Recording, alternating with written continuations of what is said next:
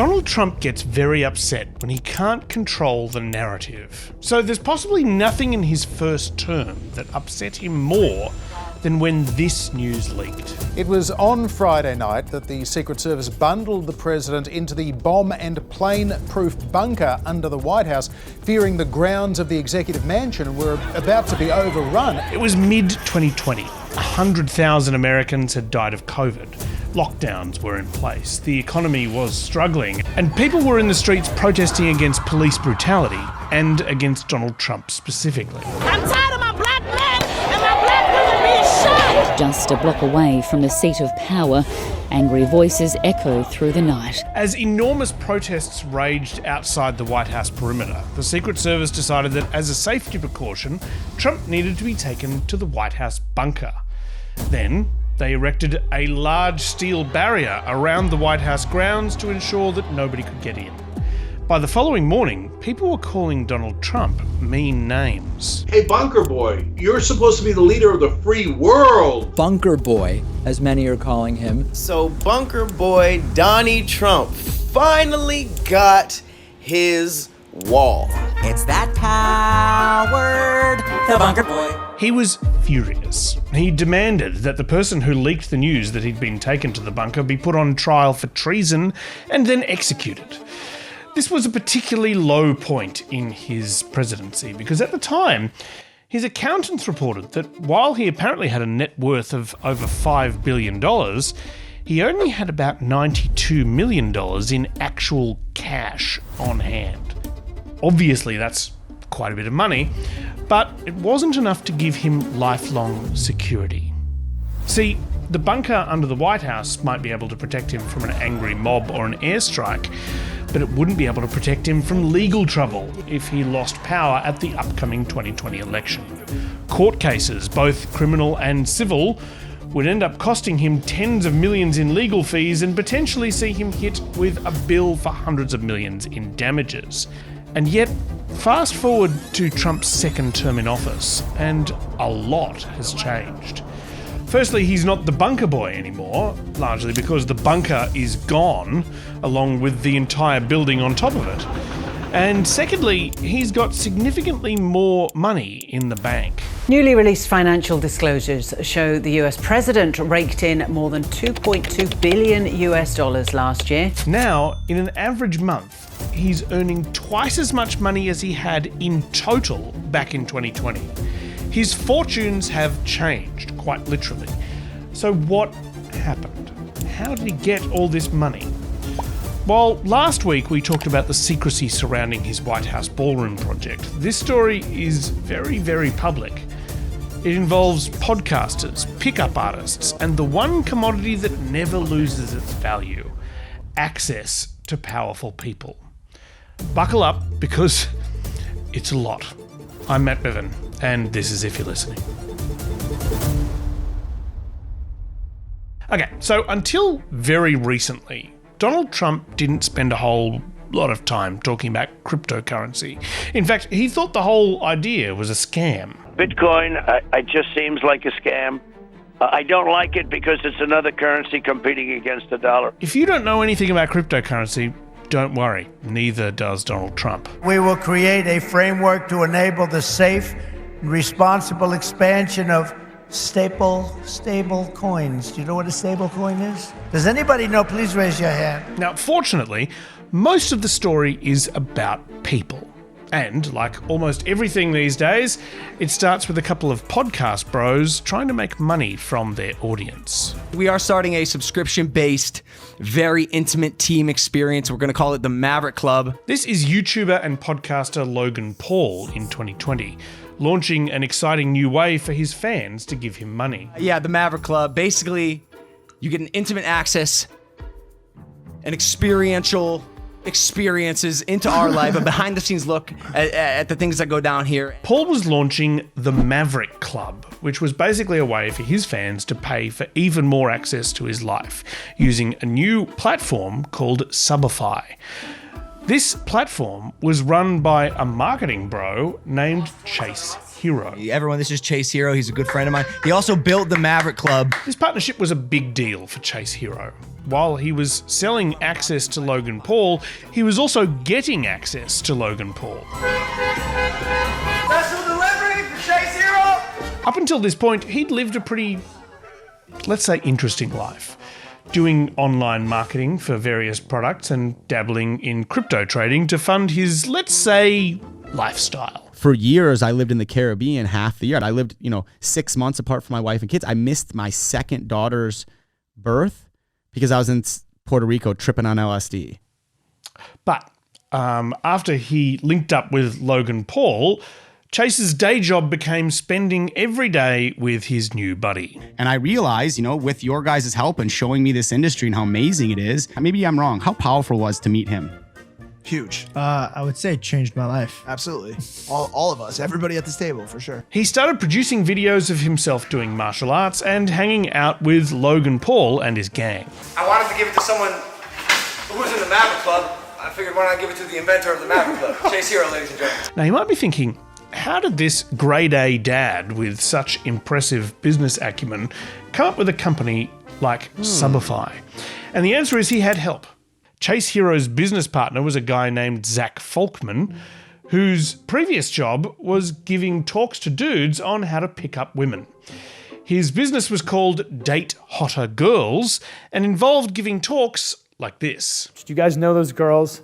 The ones that they walk in, you're like, oh, this girl's just too hot not to approach. It doesn't matter that her mom's there, her dad's there, or whatever. I was like, go up to this girl, tell this girl if her parents weren't watching her like a hawk, you'd be trying to make out with her shamelessly right now. Okay, look, to be fair, I imagine this is a great way to give a girl your number if you want her to give it directly to the police. So these two guys, Chase and Zach, ran a business where they sold access to podcast bros. Well, they did for a while. By late 2023, the Maverick Club's social media accounts had gone dark, and Logan Paul had stopped mentioning it on his show. It probably won't surprise you to hear that during this time, Chase and Zach also dabbled in cryptocurrency. They didn't have a whole lot of success themselves, but they'd seen people in their orbit make a great deal of money, and Chase was sure that if they could crack the code, they could make a lot of money too. You can literally sell in a can, wrapped in piss, covered in human skin for $1 billion if the story's right. Because people will buy it, and that is what is going on in the crypto space. Chase knew that cryptocurrency trading was all about stories and hype, getting people interested in buying something with no inherent value through the power of marketing. I'm not going to question the right and wrong of all that. All I'm saying is, as a human being, you have the ability to make a ton of money right now. He would need to find someone who could help create that hype. So he went to the golf course. Good swing, Chase. Good hold up. In the summer of 2018, while golfing at the Shell Bay Club in Miami, Chase Hero bumped into the son of the club's owner. They got talking, and eventually Chase was introduced to his new friend's dad, the owner himself, a man by the name of Steve Witkoff. Now, we've done a whole episode on Steve Witkoff because he's one of Donald Trump's oldest friends. The two have been friends ever since Witkoff bought Trump a sandwich at a New York deli in the mid-80s. They have a shared interest in being rich, property development, golf, and meddling in the Middle East without knowing a whole lot about how it works. Witkoff was impressed by Chase Hero and Zach Folkman. They look a little different than us because they dress a little different than us because that's the crypto A few more world. tattoos. Right? But I was introduced to Chase and to Zach. Like many crypto finance bros before them, Chase and Zach talked a big game about providing a way for people to access decentralized and frictionless finance using crypto. These guys are as smart as any currency traders I've ever met. And they began talking to me about decentralized finance, which means frictionless finance, and why it made sense for people, and about the forgotten who can't get credit out there. Witkoff wasn't entirely across all the details, but he was convinced the pair were going to revolutionize banking. So he set up a meeting so Chase and Mr. Date Hotter Girls could pitch their big idea to the Trump family. And as I began to understand it, I said, who would understand this better than the Trump family? And so we had a meeting initially with Eric, Don Jr., and the president and his counsel. Of course, Trump wasn't actually interested in frictionless finance using crypto, but he was interested in the potential payday. This wasn't the first time that the Trump family had dabbled in this kind of thing. Blockchains and crypto and the such like. Trump had already tried selling what he called digital trading cards, but it was really just a way for people to pay money to get access to him. I got some breaking news here. Donald Trump is launching an NFT collection. If you buy 45 trading cards, you get to have dinner with him. This is crypto podcaster Farokh getting hyped about the potential to buy dinner with Trump. When you think about it, he's selling dinner with him for $4,500. You're telling me we can't get good content out of this? And I don't like Donald Trump at all. I don't align with him whatsoever, socially, morally, economically, any single way, shape, or form. I hate him. So, I mean, I hate him, but still, it's crazy. Less than 2 years after saying that he hated Trump and everything he stood for, Farokh found himself hosting the launch of Trump, the Witkoffs, Chase, and Zach's new crypto venture, World Liberty Financial. Well, I appreciate you for allowing me to interview you and in your wonderful Mar-a-Lago home, which is truly an honor, and I'm very grateful for it. Access is access, right? I remember the day your NFT collections came out. That was super cool. There was a chance to have dinner with you, and I remember just like scrambling to buy them. I think my favorite part of this whole thing is how disdainfully Trump looks at Farokh the entire time he's talking to him. He's like, I can't really believe that I have to hang out with these guys. I think crypto's one of those things we have to do. Whether we like it or not, I have to do it. During the launch interview, Trump admitted that he had no real idea of what was going on and that his sons Barron, Eric, and Don Jr. were actually running the show. Barron's a young guy, but he knows it. He talks about his wallet. He's got 4 wallets or something. And I'm saying, what? He knows this inside out. And Eric and Don know it so well. They do. It's almost like younger people know it a lot better than older people. But I have a lot of respect for them. So let's get up to speed here. What is this crypto venture, World Liberty Financial?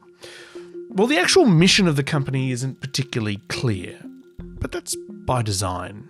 In simple terms, World Liberty Financial's apparent plan was something to do with decentralized finance, which means frictionless finance. But that's basically what every crypto company does. They say they're going to fix some problem or other using new technology. Then they whip up a whole lot of hype, making the company sound like it's going to change the world.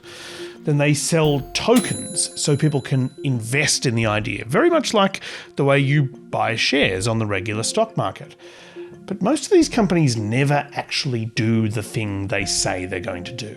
They create hype to bring in investors and then kind of just keep the money.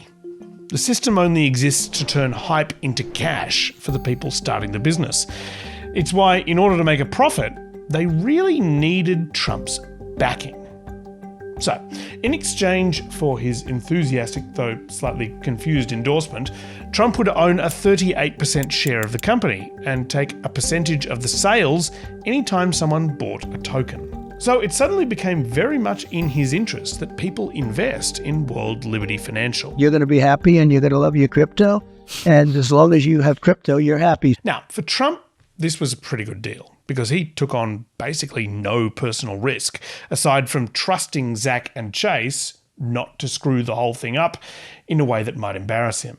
Initially, the World Liberty Financial tokens did not sell well at all.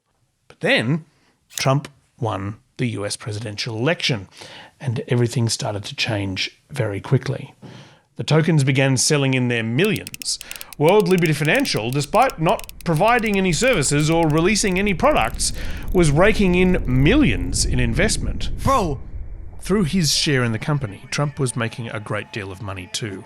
There was clearly a lot of money to be made in the crypto world, so why not cut out the middleman? A few days before he returned to the White House, he decided to double down and launch a cryptocurrency of his own. Thunder rolling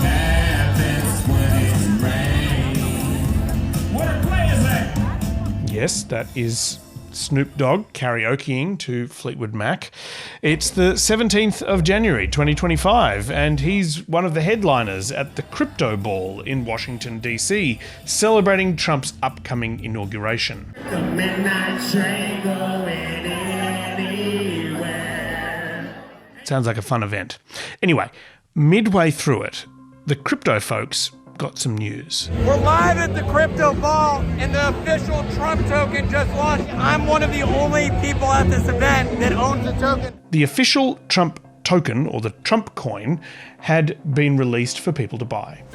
In layman's terms, what Trump's team had done is create 1 billion digital Trump coins, then released 200 million of those coins to whoever wants to buy them. Demand for the coins sets the price. Trump then took a small percentage of every transaction as a service fee. He also had the option of selling some of his own 800 million coins if he wanted to. This kind of thing happens semi-regularly. They're called meme coins. People buy them for multiple reasons. On the first day of sale, people tend to buy them because they hope they can get in before a rush of other buyers do, and hopefully ride the price up as others try and do the same thing. They're really not treating it as a form of a very solid, legitimate investment that's going to result in their nest egg. They're really playing a game, seeing if they get lucky. In just a few hours, if you time your buy and sell orders just right, you can make a lot of money. But to make the most of the situation, you need to sell the coin when you think the value has peaked. The price of one Trump coin increased from $1 per coin at the open to $74 a coin less than 48 hours later. The value of Trump's 800 million coins was theoretically like $12 billion. By the time Trump returned to the Oval Office after the inauguration events were over, the whole thing had settled down a little bit. A dollar Trump meme coin was fetching $37.5 US, and its total market value was $7.5 billion US. Trump was asked about this during his first press conference back in the Oval, surrounded by some of his billionaire friends. I don't know where it is. I don't know much about it other than I launched it. I heard it was very successful. I haven't checked it. Where is it today? You made a lot of money, sir. How much? Several $billion, it seems like, in the last several days. Several billion? That's peanuts for these guys. You can see by the look on his face that he still doesn't quite believe that this is real money. To Trump, assets need to be tangible to be real. Actual US dollars in the bank, property, shares in a well-established brick-and-mortar company. This Trump coin felt to him like billions of dollars worth of theoretical value. Smoke in the wind, really, a mirage. And in many ways it was. When you hold such a large amount of a coin, there's no way for you to realise the actual value of those coins without flooding the market with them and crashing the price. He knew that he couldn't actually sell the cryptocurrency he owned, which is why he wasn't really paying attention to that. All he cared about were the individual trades that people were making. See, every time someone bought or sold a Trump coin, he took a percentage of the transaction fee. He was also being paid royalties by the company that set up the coin in the first place, so any money they made, he'd get a slice of that too. These arrangements went very well for Trump and his family, but barely anyone else. They sold that meme coin, which netted a huge amount of money for them, but left about 1 million investors, I think about $3 billion in the hole. The venture gained Donald Trump $635 million.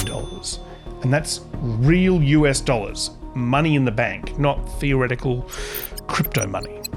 He was also still making a lot of money through World Liberty Financial sales, as more and more investors were buying in right around Inauguration Day. See, World Liberty Financial and the Trump coin were basically just the Maverick Club with extra steps to make it look more legitimate. Tipping a large amount of money into either one could get you access to Trump.